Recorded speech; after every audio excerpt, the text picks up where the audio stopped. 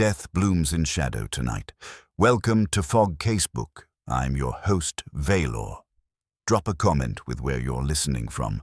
Your presence means everything. Let's uncover it.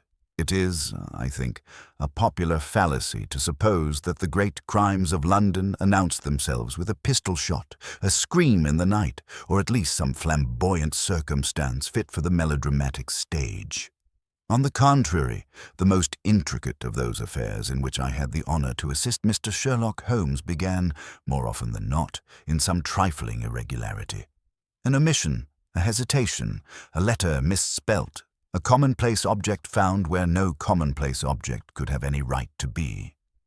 Thus it was with the singular matter of the Black Orchid. We were in our rooms at Baker Street upon an evening of early November, when the year had already begun to turn sour, and the fog, like some cautious thief, had advanced its fingers into every alley and thoroughfare of the metropolis. A thin rain clicked steadily upon the panes, and the yellow glare of the street lamps, diffused and dulled by the mist, lay upon the opposite houses, as if London itself had been varnished in a melancholy hue. Holmes had been in that curiously placid humour which, in him, always preceded either the onset of furious exertion or the collapse into languor. He lay full length upon the sofa, his long, nervous hands clasped behind his head, his eyes fixed, not upon the ceiling as an idle man might do, but upon nothing in particular, which in Holmes's case meant that his thoughts were moving with a speed and direction concealed from any ordinary observer. Between his lips protruded the familiar pipe, unlit and forgotten. I had just laid aside my journal and was warming my hands at the fire when Mrs. Hudson's step came up the stair, hurried and betraying, in that excellent woman, an agitation which no mere visitor ever produced. "Mr. Holmes!" she cried from the landing before she had even reached our door. "Oh, Mr. Holmes, sir, there's something most dreadful." Holmes's eyes opened, alert in an instant. His whole body, which had seemed so lax, gathered itself like a spring. "Come in, Mrs. Hudson," said he. "Dreadful things are the very spice of my existence, and your manner suggests that this is no burnt chop." Mrs. Hudson entered, breathless, her apron in her hands as though she had fled the kitchen in the middle of some domestic operation. "There's a gentleman downstairs, sir. A gentleman, but, oh, Mr. Holmes, his face is like chalk, and he can scarce speak for trembling. He insists he must see you, and he won't give his name, only says it concerning a lady and a flower." Holmes's eyebrows rose a fraction. "A flower, that narrows it to every woman in England who has ever received one. Show him up." Mrs. Hudson vanished as quickly as she had come, and within a minute the stair creaked again beneath a heavier tread. A man was shown into our sitting-room, tall, well-built, and dressed with the meticulous care of one accustomed to good society, yet with a disarrangement about him which betrayed either a sudden emergency or a mind too shaken to attend to appearances. His hat was crushed in one hand, his gloves were thrust into his pocket, and although his boots and coat were of excellent quality, there was a smear of damp and ash along the hem, as though he had passed through some narrow place or brushed against a soot-stained wall. He stood for a moment blinking in the lamplight, and I observed, as Mrs. Hudson had said, that his complexion was indeed unnaturally pale. There were beads of moisture upon his brow, not from the rain alone, and his lips, when they parted, did so with difficulty.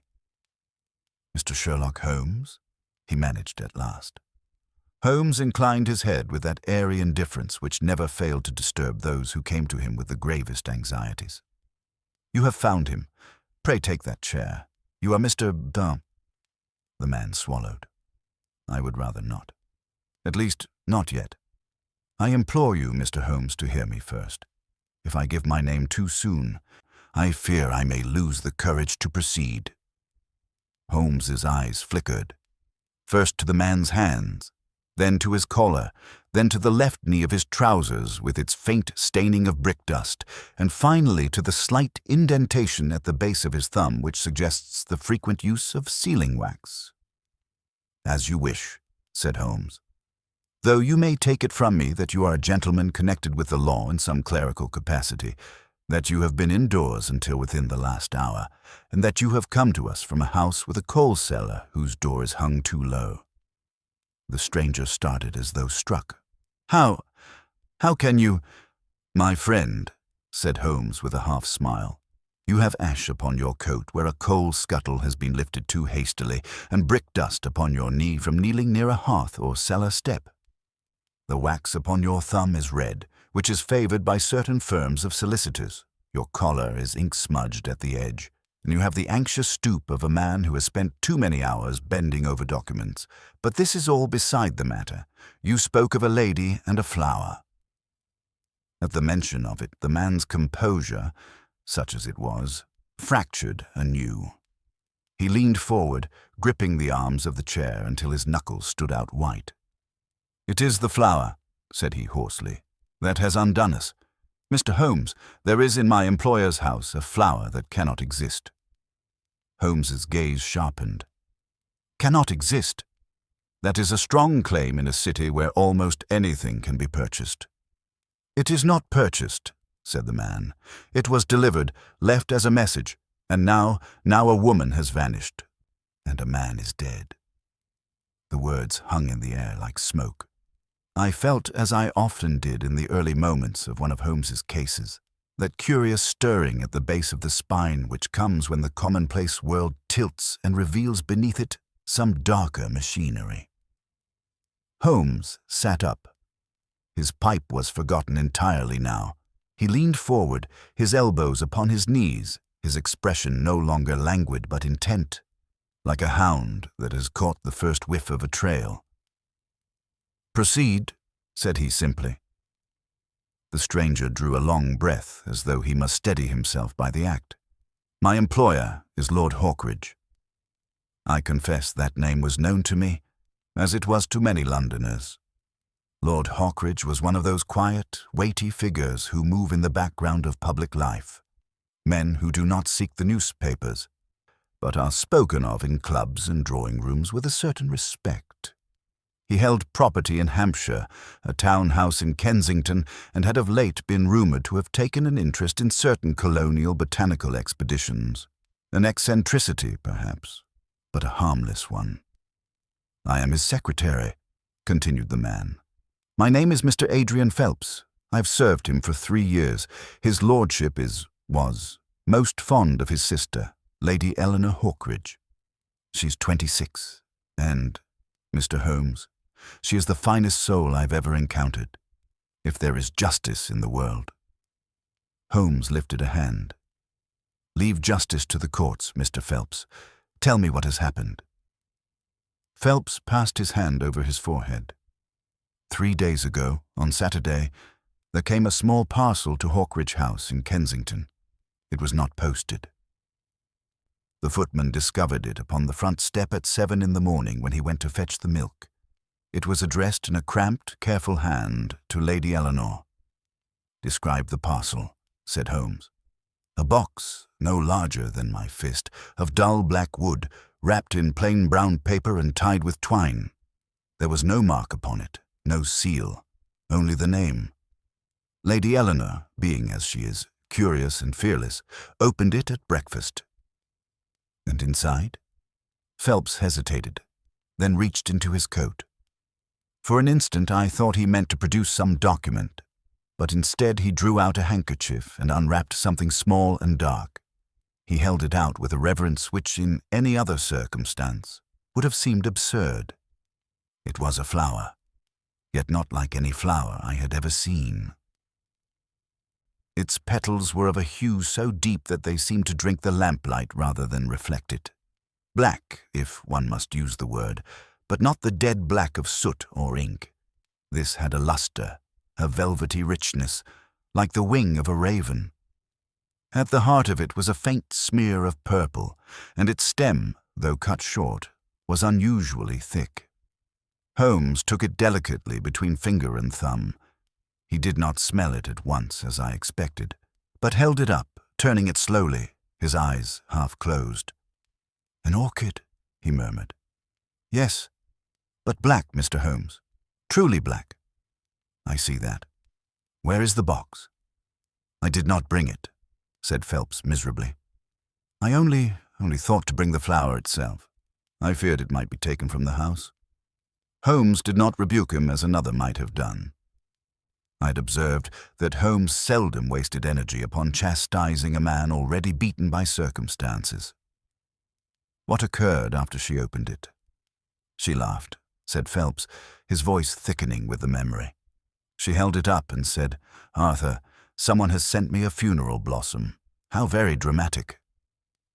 Lord Hawkridge frowned and told her not to touch it, but she only smiled. She is fond of botany. She has a small conservatory at the rear of the house. She said she would place it among the others. And did she? Yes. She carried it herself after breakfast. Holmes's eyes remained on the flower. And then? Nothing at first, Phelps went on. The day passed quietly. There was a dinner that evening. Guests came. Sir Malcolm Weatherby, Lord Hawkridge's friend from the War Office, was there, and Mr. Basil Camden, who advises his lordship in certain financial matters, and Miss Violet Harrow, who is Lady Eleanor's companion. At the mention of these names, Holmes's eyes flicked up, but he made no comment, only stored them away as a man stores tools. The dinner concluded, said Phelps, and the guests departed at 11. Lady Eleanor retired shortly after. My employer remained in his study. At midnight he rang for me. Holmes's head angled slightly. At midnight? Unusual. Quite, said Phelps. I came to him. He was standing at the window with the curtains drawn back, staring into the garden. He asked me whether I had noticed anything strange about the parcel. What did you say? I said no, except that it was not posted. And then he told me that Lady Eleanor had been unsettled. She had spoken little at dinner. When he asked her, she said she had thought she saw someone in the conservatory, someone moving among the plants. Lord Hawkridge assumed it was a servant. She insisted it was not. Holmes's fingers tightened almost imperceptibly upon the orchid stem. Continue.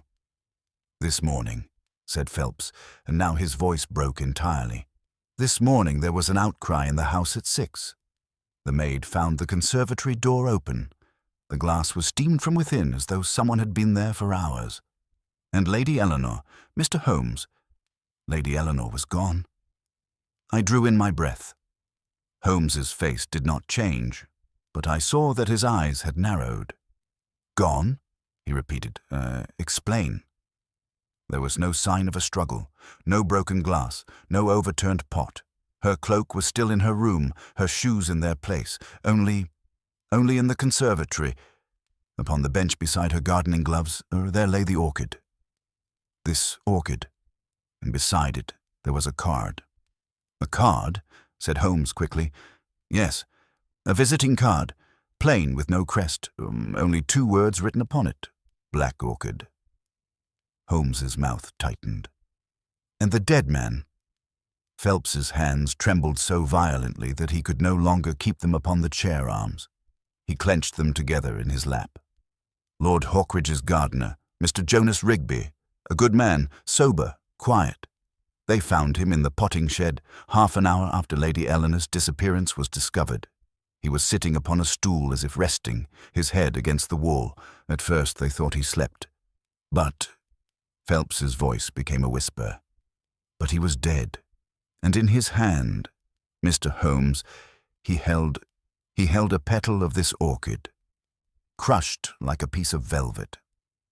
For a moment, the only sound in our room was the steady hiss of the fire and the faint patter of rain against the pane. Holmes had set the flower upon the table. He stared at it as though it were some living creature which might at any instant speak. Has Scotland Yard been informed? He asked. Yes. Inspector Lestrade came within the hour. He has taken charge. He questioned the servants, examined the shed, and then he said it was an abduction. He believes Lady Eleanor ran away. Holmes gave a soft, contemptuous snort. Ah, Lestrade's imagination, it is like a child's. Small, but very easily excited. And Lord Hawkridge? He is shattered, said Phelps. He blamed himself for not taking the parcel seriously. He has locked himself in his study. He will see no one, except, he said, except you. Holmes rose and began to pace, the orchid lying like a dark star upon the table. I knew that step, rapid, silent, measured. It was the outward sign of an inner calculation. "Tell me, Mr. Phelps," said he, turning suddenly, "what precisely do you mean when you say the flower cannot exist?" Phelps licked his lips. Because Lady Eleanor said so. She is knowledgeable, Mr. Holmes. She has corresponded with men at Kew. When she saw the orchid, she went pale, though she tried to laugh. She said, "Arthur, this is a thing out of legend. They say there is an orchid in the swamps beyond the Orinoco that blooms once a year and is black as mourning. But no one has ever brought one back alive. It is said to be cursed." Holmes's eyes glittered. "Cursed," he repeated. "Yes." Holmes stopped pacing and leaned over the table. He bent close to the blossom. This time he did inhale its scent, but lightly, as a connoisseur samples wine. "A faint sweetness," he observed, "not unpleasant, and yet your gardener died with a petal in his hand." He straightened, and the faintest trace of amusement returned to his face. "My dear Watson," said he, "you perceive, I trust, that our quiet evening has been stolen from us." "I perceive," said I, reaching already for my hat, "that we are to visit Kensington." Holmes's smile widened. "And perhaps," said he, "to visit also a swamp beyond the Orinoco, at least in the imagination of whoever has chosen to play theatricals with black blossoms and missing ladies." Phelps sprang up. "Then you will come?" Holmes's gaze rested a moment longer upon the orchid. And it seemed to me that there was in that gaze something rarer than his usual intellectual curiosity, something almost akin to personal interest, as though the flower's very audacity appealed to him. "We shall come," said he. "But first, one more question, Mr. Phelps." "Yes, anything."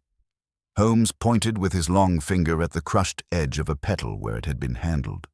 "Who, besides yourself, has touched this flower since it was found in the conservatory this morning?" Phelps blinked, startled by the suddenness of the inquiry. "No one," said he. "No one but Lady Eleanor when it was first opened, and then me when I took it from the bench before the Lestrade arrived." Holmes nodded slowly. "Very good. Then if the orchid has left any trace upon hands, upon gloves, upon the bench, those traces will not be hopelessly confused by half the household pawing it in their fright. That is at least a mercy." He turned to me. "Watson, your revolver, and bring your notebook. There are cases in which a man may be saved by remembering a trifle, and others in which he may be damned by forgetting it. I cannot adequately convey the sensation of stepping, once more, from the snug familiarity of our Baker Street rooms into the wet, gas-lit uncertainty of London, with a mystery unfolding ahead like a dark street whose end one cannot see.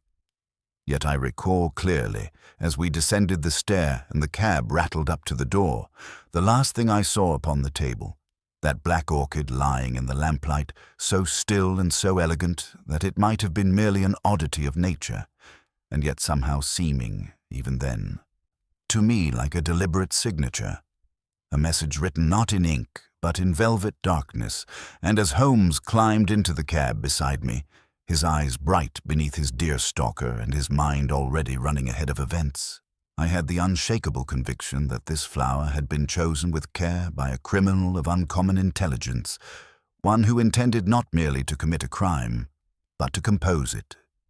The cab bore us swiftly through the dim-lit streets, its wheels hissing upon the wet stones, while Holmes sat in silence with his chin sunk upon his breast and his eyes half closed.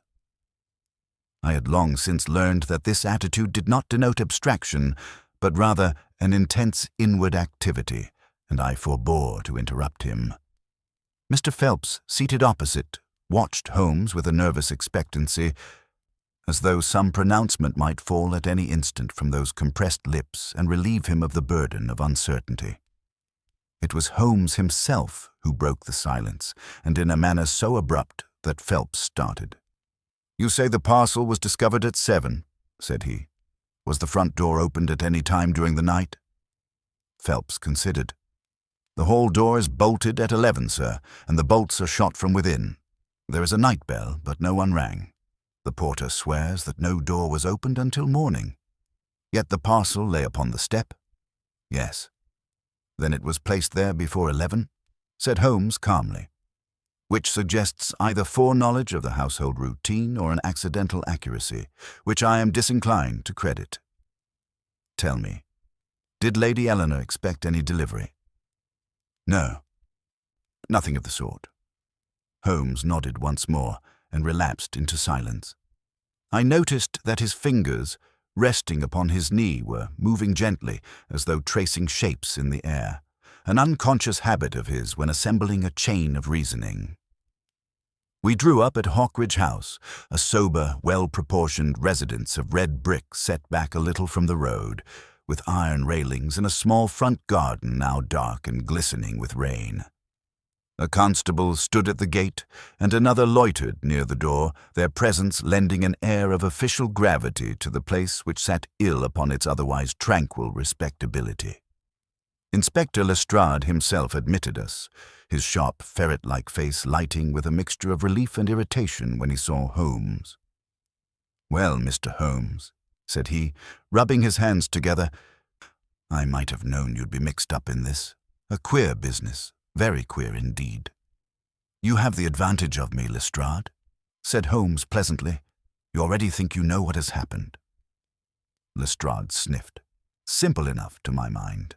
Young woman, fanciful, romantic. Receives a strange flower, takes it into her head that she's threatened, gets herself into a state. Then off she goes in the night, perhaps with some fellow she's been keeping quiet about. As for the gardener, heart, most likely. Doctors are looking at him." Holmes glanced at him sharply. "The gardener was found holding a crushed petal." Yes. He might have been fondling the thing. People are curious." "Indeed," said Holmes, and passed on without further comment. We were ushered through the hall and into the conservatory, and it was here, more than anywhere else in the house, that the peculiar atmosphere of the affair made itself felt. The place was warm and heavy with moisture, the glass panes misted despite the chill outside. Tall plants rose on every side, their leaves casting distorted shadows in the lamplight, while the air was thick with the mingled scents of earth and bloom. Holmes stood for a long moment just inside the door, breathing deeply, his eyes traveling slowly from floor to ceiling. "The door was found open?" he asked. "Yes," said Lestrade. "That one there, leading to the garden." Holmes crossed to it and examined the latch. "No sign of forcing," he murmured. "It was opened by someone with a hand." He bent down and scrutinized the damp stone floor. I followed his gaze and saw a confusion of footprints, some heavy, some light, all blurred by moisture. "Useless," said Lestrade briskly. "Half the servants tramped through here before I could stop them." Holmes straightened, unfazed. "Not entirely useless. Chaos has its own order, if one looks closely enough." He moved to the bench where the orchid had been found. Upon it lay a pair of gardening gloves, neatly placed side by side.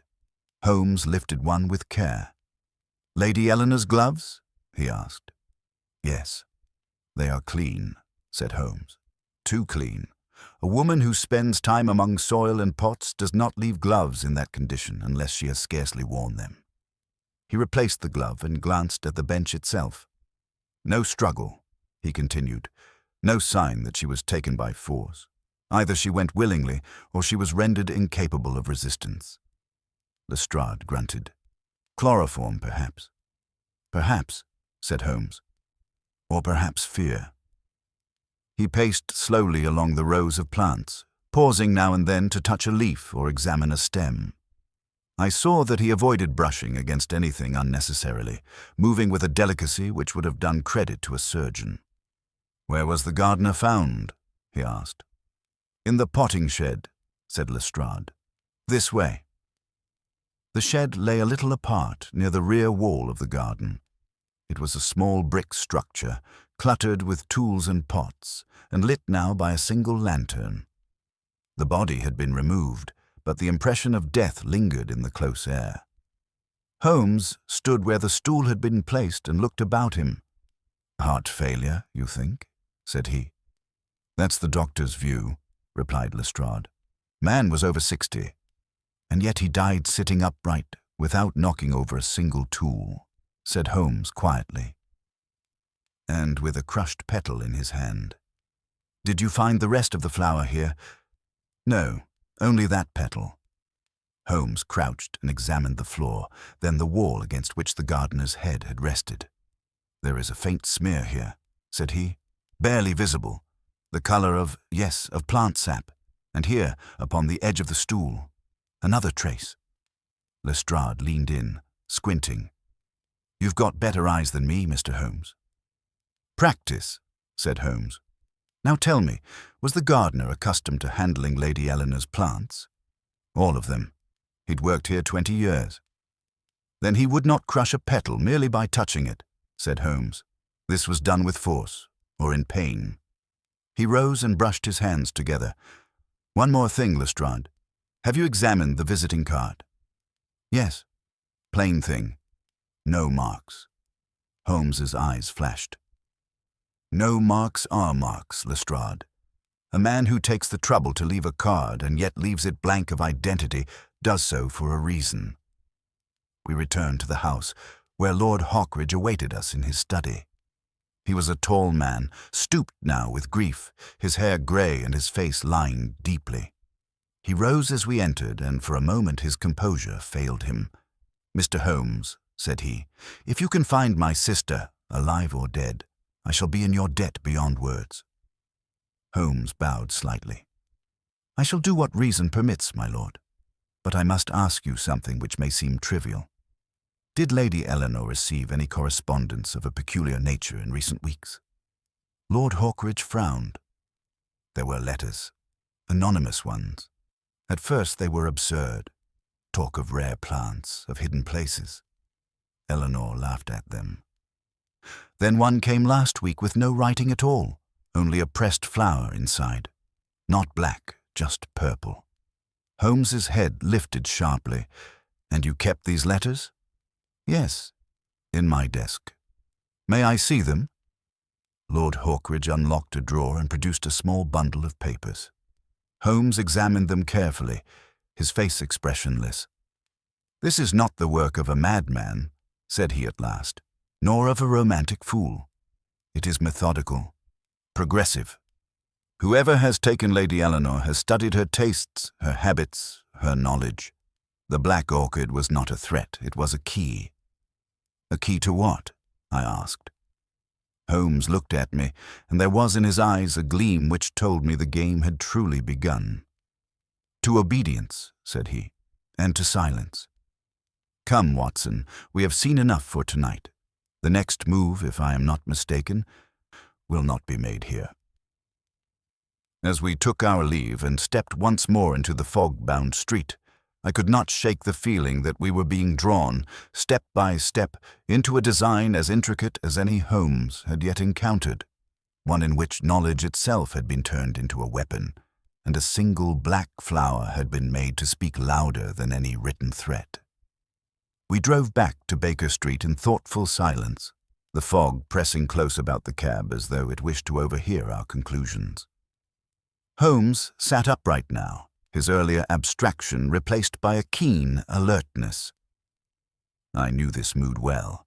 The facts had arranged themselves in his mind, not yet into a finished picture, but into a framework sturdy enough to bear conjecture. It was nearly midnight when we reached our rooms. Mrs. Hudson had left a lamp burning, and the familiar comfort of the sitting-room felt oddly incongruous after the oppressive warmth of the conservatory and the shadowed menace of the garden beyond it. Holmes hung up his coat, removed his hat, and at once went to the table where the Black Orchid still lay wrapped in Phelps' handkerchief. "Watson," said he, "you observed the flower closely. Tell me, what struck you most about it?" "That it was unusual," I replied. "Beautiful, certainly, but unnatural in color, and that it seemed to inspire fear disproportionate to its size." Holmes smiled faintly. "Quite so. Fear is its true function.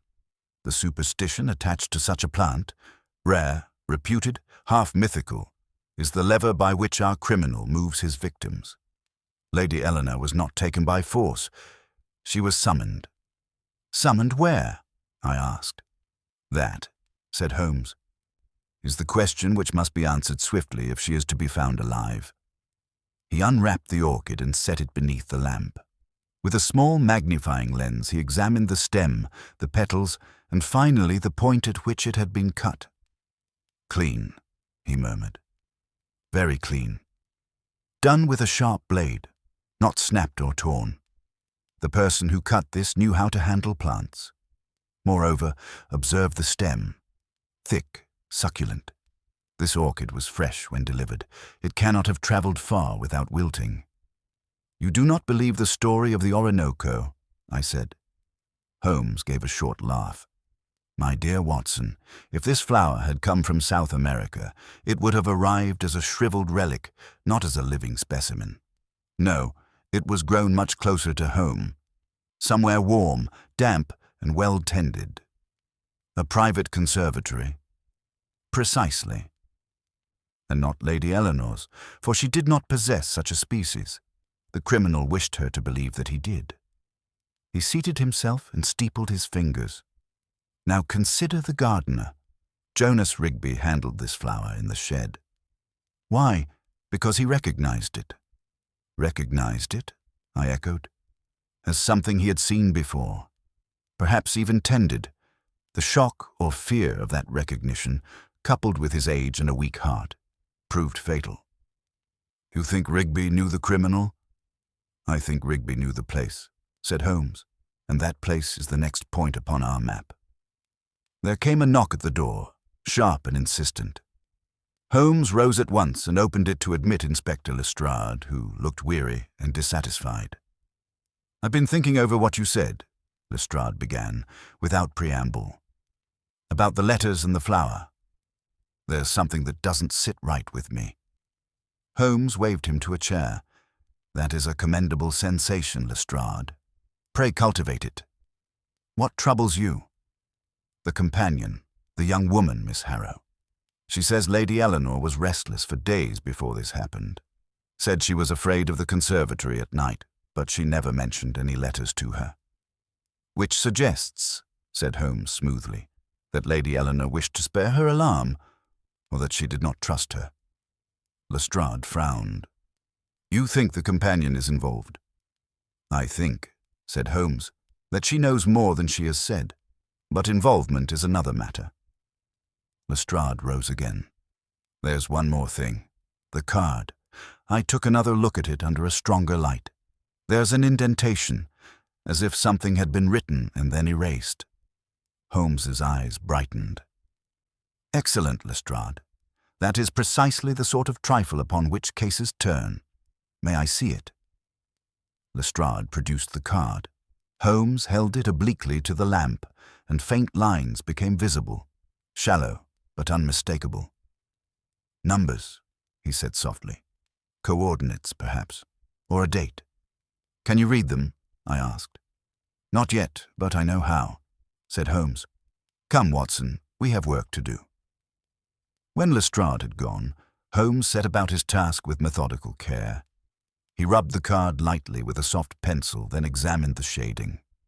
"Latitude and longitude," he said at last. "A location outside London, but not far. Somewhere low-lying, by the look of it." "Swamps," I ventured. Holmes nodded. "Or at least marshland. There are such places within a day's journey." He stood suddenly and reached for his coat. "There is one more visit to be made tonight," said he. "To Kew?" "To the botanical gardens." "Yes. To speak with a man who may tell us where such an orchid could be grown in England and who might have the means to grow it." We took a late train and arrived at Kew under a thinning fog, the gardens lying dark and silent around us. Holmes led me unerringly to a modest building near the rear, where a single light burned. He knocked. After a moment, the door was opened by a thin, spectacled man who peered out suspiciously. "Dr. Pembroke," said Holmes, "forgive the hour, but I have here a flower which raises questions only you can answer." The man's eyes fell upon the orchid and widened. "Good God," he whispered. "Where did you get that?" Holmes exchanged a glance with me. "That," said he, "is what we have come to learn." Dr. Rare. Pembroke ushered us inside, his agitation plain. "There are only 2 places in England where such a specimen could be cultivated," he said. "One is here. The other is a private estate, abandoned these 10 years. "Whose estate?" asked Holmes quietly. Pembroke hesitated. "It belonged to a man named Camden, Basil Camden." Holmes's face hardened. "Then," said he, "the game is indeed afoot." Dr. Pembroke's revelation hung between us with a weight far heavier than the few words deserved. Holmes did not respond at once. He merely inclined his head slightly, as though acknowledging a piece long expected to appear upon the board. "Basil Camden," he repeated at last. "Financial adviser to Lord Hawkridge, present at the dinner 2 nights ago. A man, if I mistake not, of refined tastes and a marked interest in speculative ventures." Pembroke nodded uneasily. "And in rare plants. He funded the construction of an extensive glass house on his Hampshire property. I visited it myself some years ago. The conditions were remarkable. Heat, humidity, soil imported at great expense.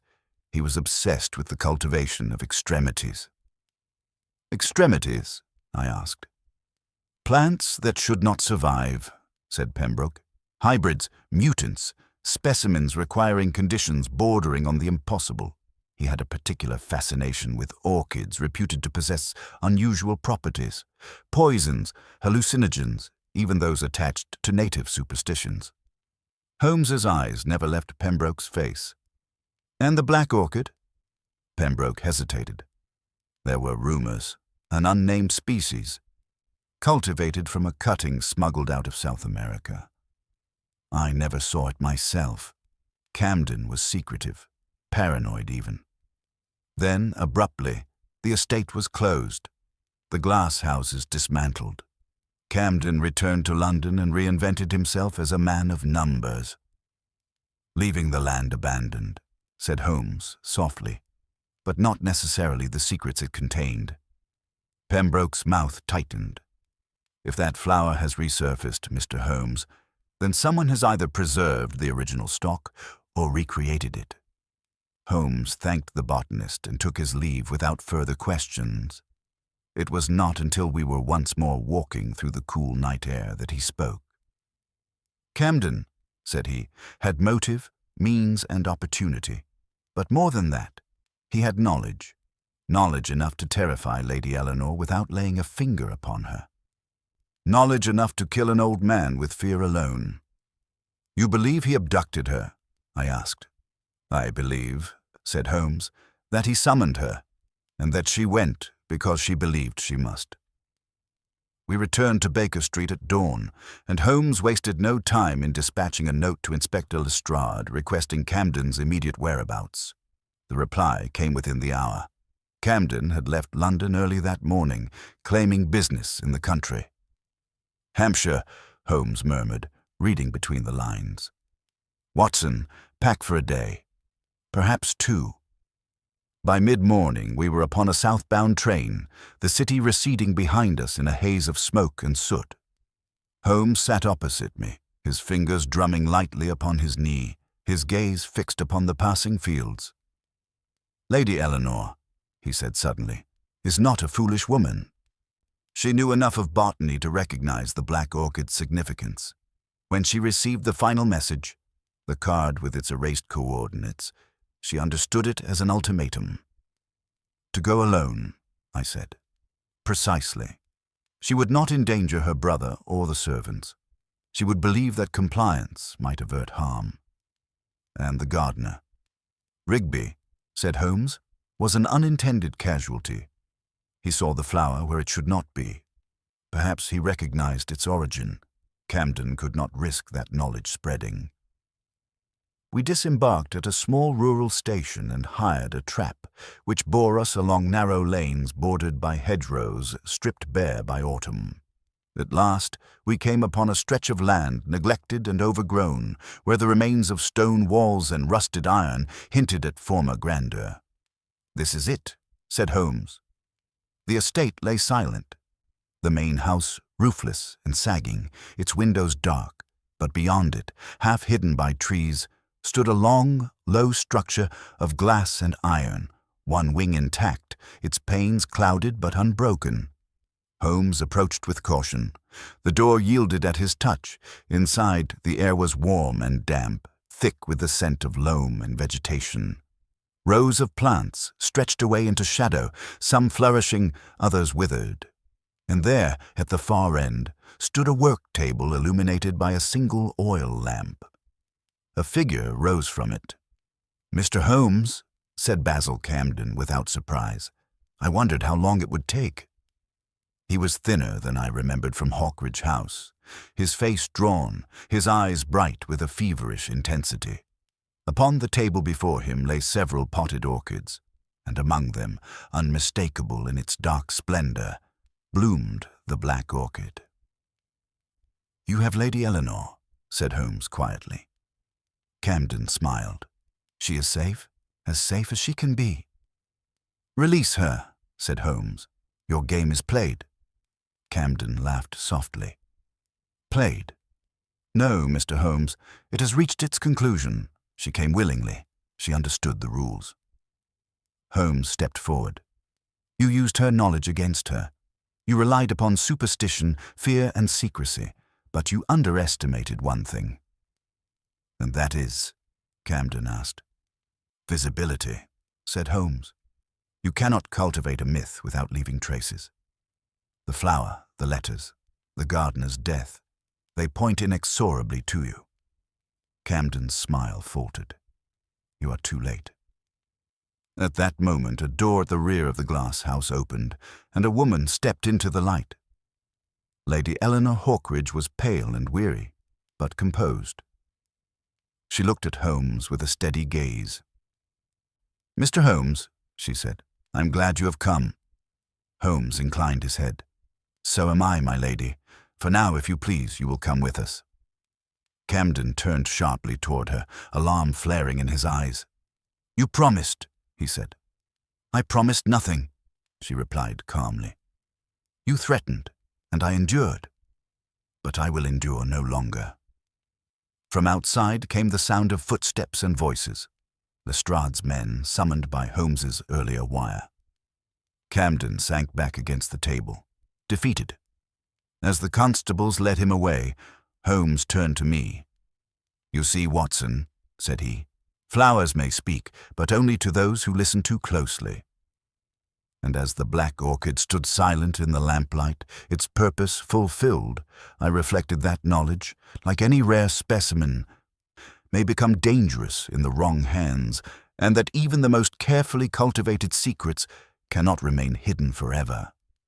The arrival of Lestrade and his men brought with it a brusque return to the practical world, yet the strange, oppressive atmosphere of the glass house did not at once disperse. Camden submitted to arrest without resistance, his earlier fire extinguished into a dull, inward glare. Lady Eleanor stood apart from him, her hands clasped tightly before her, watching with an expression in which relief struggled with lingering dread. Holmes wasted no time in restoring order to events. He requested that Lady Eleanor be escorted to the trap at once, and I observed that he spoke to her with a gentleness rare in him, as though he recognized the strain she had borne and would not add to it by unnecessary questioning. "Your brother will wish to see you immediately," said he. "For the moment, you need only rest. Explanations can wait." She inclined her head gratefully. As she passed me, she paused for an instant. "I knew," she said quietly, "that if anyone could follow the trail of a flower, It would be Mr. Holmes.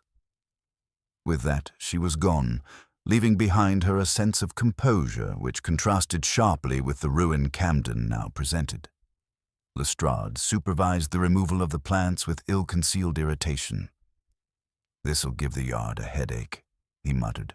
"Poisons, rare specimens, foreign nonsense. Half of it'll be over my head." Holmes smiled thinly. "Not over your head, Lestrade. Merely outside your habits. You will find that this case is less about botany than about human vanity." When Camden was at last secured and the glass house emptied, Holmes lingered a moment longer, gazing thoughtfully at the vacant space where the Black Orchid had stood. "You see, Watson," said he, "how a man may come to worship his own cleverness. Camden believed himself invisible because his methods were unusual. He mistook obscurity for safety." We returned to London that evening, Lady Eleanor travelling ahead under Lestrade's care. In the train, Holmes at last allowed himself to relax, though I could see that his mind still worked steadily, arranging the final details into order. "You have not yet explained," I said, "why Camden chose Lady Eleanor in particular. He might have sold the plant or kept it hidden." Holmes shook his head. "Camden's interest was never commercial. It was personal. Years ago, Lord Hawkridge refused to finance one of Camden's more extravagant ventures, an expedition tied to these very orchids. Camden was ruined. Lady Eleanor, with her botanical knowledge, represented both vindication and revenge. He wished her to recognize his triumph." "And the gardener?" I asked. "Rigby had once worked on Camden's estate before it was abandoned," said Holmes. "He knew the Black Orchid, or at least enough to guess its origin. Camden could not allow that knowledge to circulate. He arranged matters so that Rigby would encounter the flower alone. Fear finished what Camden began." Back at Baker Street, Holmes composed a full statement for the yard, precise and unsparing. When he had finished, he tossed the papers aside. "There," said he. "Lestrade will enjoy reading that. It allows him to appear thorough." "And Camden?" I asked. "He will be tried," said Holmes, "and likely confined for a very long time. His mind is unbalanced, but not so much as to excuse him." 2 days later, we were invited to Hawkridge House, where Lord Hawkridge received us with an emotion I shall not attempt to describe.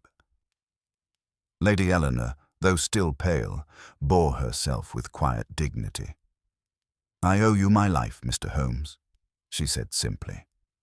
Holmes waved the words aside. "You owe me nothing, my lady. You owed yourself the courage to endure. And you showed it." As we took our leave, I glanced once more at the conservatory, now stripped of its more exotic specimens. The place seemed lighter somehow, as though a weight had been lifted from the glass, and leaves alike. That evening, as Holmes and I sat once more in our familiar chairs, I ventured to remark upon the singular nature of the case. "A flower," said I, "as the instrument of so much misery. It seems almost poetic." Holmes regarded me thoughtfully. "Poetry is dangerous, Watson, when mistaken for truth. Camden believed he was composing a drama. He forgot that the audience may refuse the ending." He reached for his pipe and at last lit it, the smoke curling lazily toward the ceiling. "Remember this," he continued, "the rarest things are often the most conspicuous. A black orchid may hide in shadow for a time, but once it blooms, it demands attention. So it is with crime." I set down my pen with a sense that the affair, though concluded, would linger long in my thoughts. For in the case of the Black Orchid, I had seen once again how knowledge, divorced from conscience, may become a tool of cruelty, and how even the most carefully cultivated secrets cannot escape the patient light of reason. Yet if I had supposed, as I set down my notes that night, that the matter of the Black Orchid had reached its natural end, I was destined to be corrected. Holmes, at least, betrayed no such illusion. For 3 days after our return to Baker Street, he maintained an air of watchfulness which I had learned to associate with unfinished business. He read the newspapers with unusual care, examined his correspondence twice over, and even paid a visit, without explanation, to a modest boarding house in Bloomsbury, from which he returned silent and thoughtful. On the 4th morning he handed me the Times, folded so that a small paragraph lay uppermost. "Read that," said he. It was a brief report, buried among lesser notices, recording that Basil Camden, while in custody pending further examination, had suffered a collapse of the nerves and was deemed unfit for immediate trial. He had been removed to a private infirmary under guard. "Hardly surprising," I observed. "His mind was strained to the breaking point." "Perhaps," said Holmes, "or perhaps relieved of its burden. Tell me, Watson, do you suppose a man such as Camden would entrust the culmination of his great design to chance?" I looked at him in surprise. "You mean Lady Eleanor's escape?" "I mean," said Holmes, "that Camden was too methodical to leave a single contingency unaddressed. He believed himself secure even after our arrival. That belief must have rested on something." He rose and began to pace. "Lady Eleanor was never meant to remain with him long. She was a proof, not a possession. The true purpose of the Black Orchid was not abduction, but demonstration. Camden wished to show that he could command obedience through knowledge alone. Once demonstrated, the experiment was complete." "And the rest?" I asked. "The letters, the gardener's death." "Collateral effects," said Holmes. "Regrettable, but to Camden insignificant." He stopped abruptly and turned to me. "Watson, do you recall Miss Violet Harrow?" "Lady Eleanor's companion," I said. "Certainly." "What did she say when questioned?" "That she knew nothing of the letters," I replied. "That Lady Eleanor had been nervous, but secretive." "Just so," said Holmes. "And yet she had been in the house constantly. She had access to the conservatory, to the post, to Lady Eleanor's confidence. And she departed for Bath the morning after the disappearance, before Lestrade had finished his inquiries." I felt a chill of comprehension. "You believe she was involved?" "I believe," said Holmes carefully, "that she was indispensable." That afternoon Holmes paid another visit, this time to Hawkridge House. I accompanied him, though he spoke little on the way. We were shown into a small sitting room where Lady Eleanor received us warmly, but with a trace of fatigue which spoke of sleepless nights. "There is one matter still unclear," Holmes said gently. "It concerns your former companion." Lady Eleanor's expression changed subtly. "Miss Harrow?" "Yes, I regret to trouble you, but did she ever speak to you of Mr. Camden?" Lady Eleanor hesitated. "She admired him," she said at last. "She said he was brilliant, misunderstood. She encouraged my interest in his ideas." "Did she ever convey messages to you?" Holmes asked. Lady Eleanor lowered her eyes. "There were times. Yes. She said she was sparing me distress." Holmes inclined his head. "Thank you. That will suffice." As we left, Holmes's face was set in that stern, abstracted expression which meant his suspicions had hardened into certainty. "The flower," said he as we walked. "The letters." Camden could not risk exposure by approaching Lady Eleanor directly. He required an intermediary, someone trusted, overlooked, and loyal. "And Miss Harrow," I said slowly, "fitted the part." "She has vanished," said Holmes. "The boarding-house keeper in Bloomsbury reports that she departed 2 nights ago, leaving no address." "Do you think she's gone to Camden?" "No," said Holmes. "She has gone to protect herself." That evening Holmes received a note, delivered by hand, bearing no signature. It contained only a pressed purple flower and a single line of text. "Some blooms fade unseen." Holmes smiled grimly. "Our epilogue," said he. "Miss Harrow wishes to remind me that not all accomplices are so easily gathered." "Will you pursue her?" I asked. Holmes considered. She was a tool rather than an architect. Without Camden's direction, she is harmless. The law will catch her eventually, or she will disappear into the anonymity she values. He placed the pressed flower beside the Black Orchid, now sealed carefully in a glass case. 2 specimens, said he. One rare, one common, both dangerous in their way. Later, as I wrote up the final account, I reflected that this case differed from many others in one significant respect. There was no triumphant unmasking before an astonished audience, no dramatic confession wrung from the culprit at the last moment. Instead, there was a gradual unveiling, like the slow opening of a bloom whose beauty conceals a darker nature. Holmes himself seemed content with the quieter resolution. When I remarked upon it, he merely shrugged. "Criminals," said he, "are not always theatrical villains, Watson. Some are gardeners. They plant ideas, cultivate fears, and step back to watch what grows." He rose and moved to the window, gazing out into the familiar London street, now bright with winter sunlight. "The danger," he added softly, "lies not in the rarity of the flower, but in the soil that allows it to take root."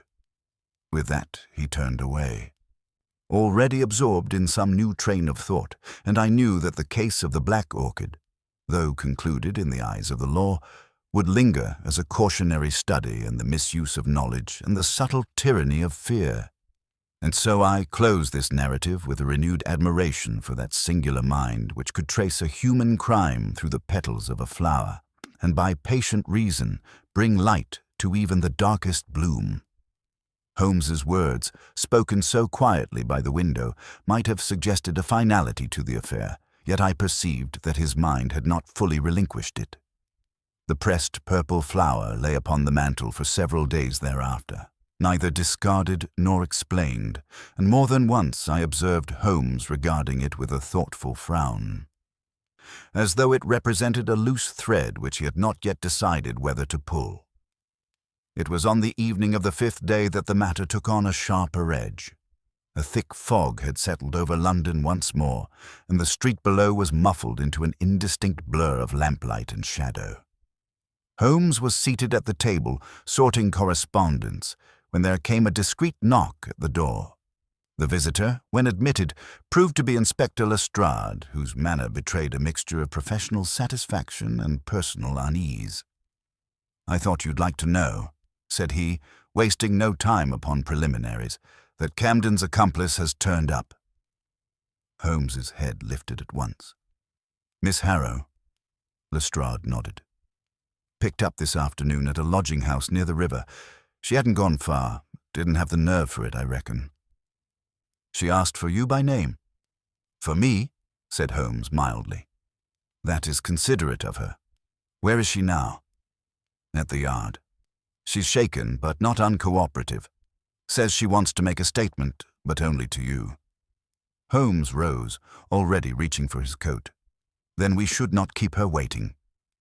We found Miss Violet Harrow seated in a small interview room, her hands folded tightly in her lap.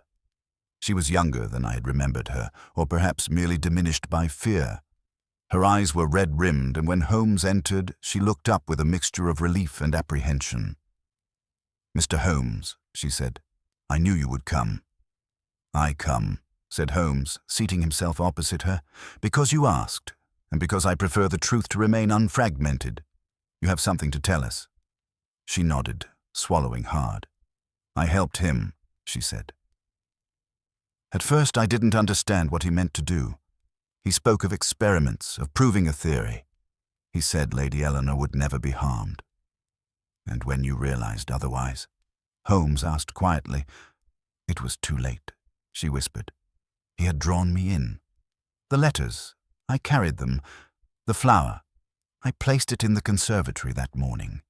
He said the gardener must see it alone. I didn't think—" Holmes raised a hand.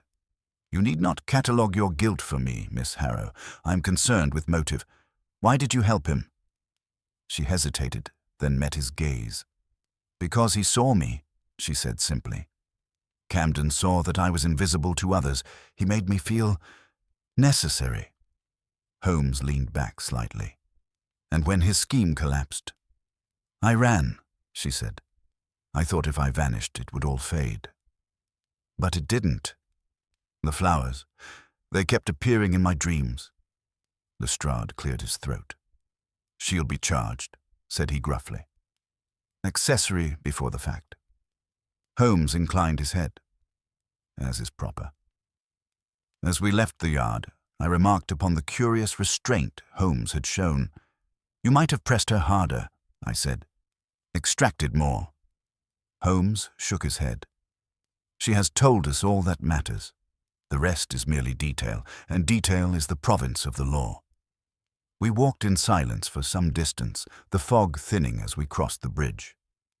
Watson, said Holmes at last, do you know what distinguishes the most dangerous conspiracies? I confessed my ignorance. They are rarely born of hatred, said he. They grow instead from admiration, misplaced, unexamined, and indulged until it becomes servitude.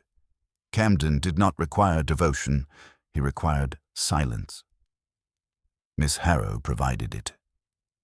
Back at Baker Street, Holmes at last removed the pressed purple flower from the mantel and consigned it to the fire. The flame caught it quickly, and within moments it was reduced to ash. The Black Orchid belongs in a case, said he. This one does not. Its meaning has been spent. In the days that followed, the full account of the affair appeared in the papers, though in a form so diluted by speculation and error that I doubt any reader grasped its true nature.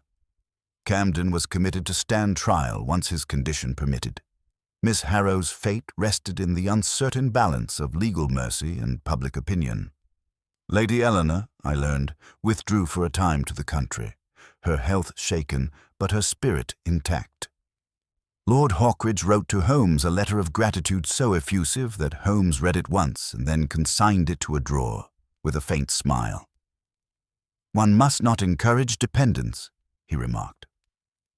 For my own part, as I reviewed my notes, I was struck by the subtlety with which this case had unfolded, not through violence or pursuit, but through insinuation, knowledge, and fear.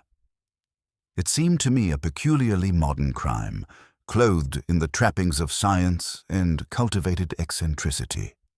I ventured as much to Holmes one evening. You are right, said he. The future of crime lies not in brute force, but in influence. The man who understands another's mind holds a more powerful weapon than any pistol.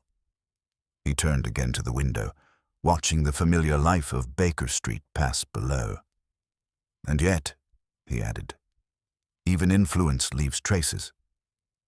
A footprint in damp soil, a petal crushed in fear, a card written and erased.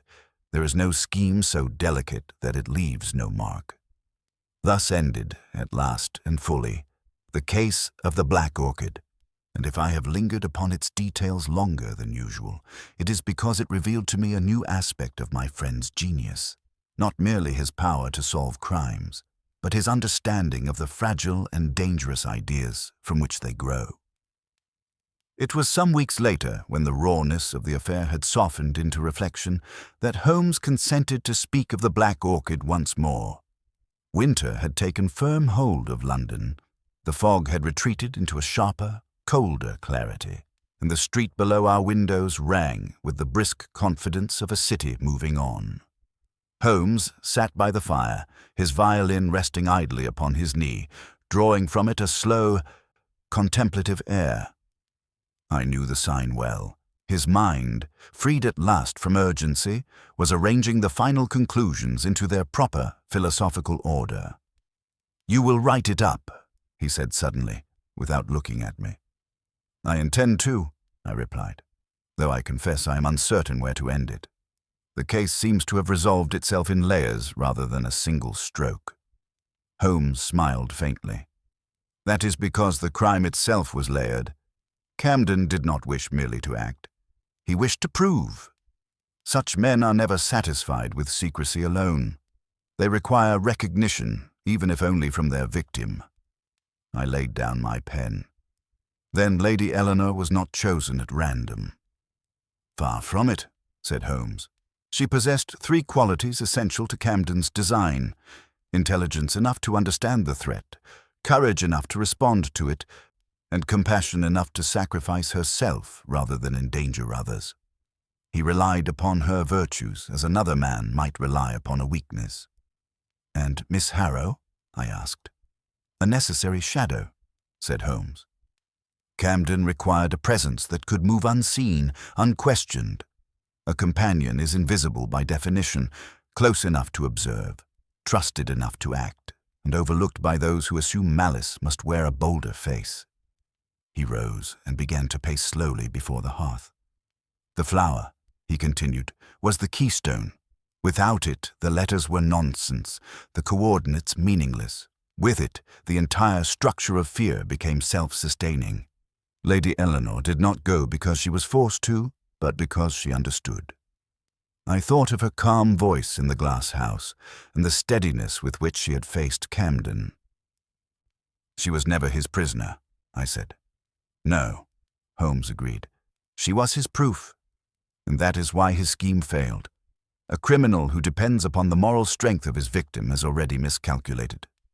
Holmes returned to his chair and took up the violin once more, though he did not play. "Camden believed knowledge conferred dominion," he said. "In a limited sense, he was correct, but he forgot that knowledge invites scrutiny. The rarer the thing, the more closely it is examined. A black orchid in England is not a secret. It is a beacon." "And the gardener," I said quietly. Holmes's expression sobered. "The true tragedy of the affair. Rigby died not because he was threatened, but because he understood too quickly. Fear is most lethal when it arrives without preparation." We sat in silence for a while, listening to the crackle of the fire. "In the end," I said, "it was a very modern crime." "Yes," said Holmes, "one might even say progressive. Camden did not bludgeon, nor did he steal. He curated. He cultivated an idea, tended it carefully, and allowed others to complete the work for him. He lifted the violin and at last drew the bow across the strings, producing a brighter, more decisive strain. The lesson, Watson, is this: the most dangerous crimes are those which ask their victims to participate. Once a man persuades another to act on his behalf, he has already escaped half the burden of guilt." Some days later, I received a final note from Lady Eleanor, written in a steady hand. She thanked Holmes again, briefly and without embellishment, and mentioned that she had given up the cultivation of exotic plants. Her conservatory would henceforth be devoted to herbs and simple flowers, things whose properties were known and benign. When I showed the note to Holmes, he nodded approvingly. "A wise decision," said he. "Mystery is admirable in fiction and intolerable in one's daily life." As for Miss Harrow, the courts dealt with her as courts must, firmly, but with an acknowledgment of diminished will. Camden himself faded gradually from public interest, his name surviving only in obscure reports and footnotes, stripped at last of the attention he had so desperately sought. The Black Orchid remains in Holmes's possession still, sealed behind glass, its dark petals unchanged by time. He keeps it not as a trophy, but as a reminder. More than once I've seen him glance at it when confronted with some new and baffling problem, as though measuring the present against the past. For myself, I count the case of the Black Orchid among the most instructive of our shared experiences. It taught me that crime need not shout to be heard, nor strike to be fatal. Sometimes it merely whispers to the educated, the curious, the proud, and waits. Holmes once remarked, as I closed my notebook upon the final page, "Watson, if you would recognize the next great danger, do not look for blood or violence. Look instead for the idea that flatters its listener. That is where evil most often takes root." And with that observation, delivered in his usual offhand manner, he turned away, already absorbed in some new intellectual pursuit, while the Black Orchid stood silent beside him, dark, elegant, and forever stripped of its power to deceive.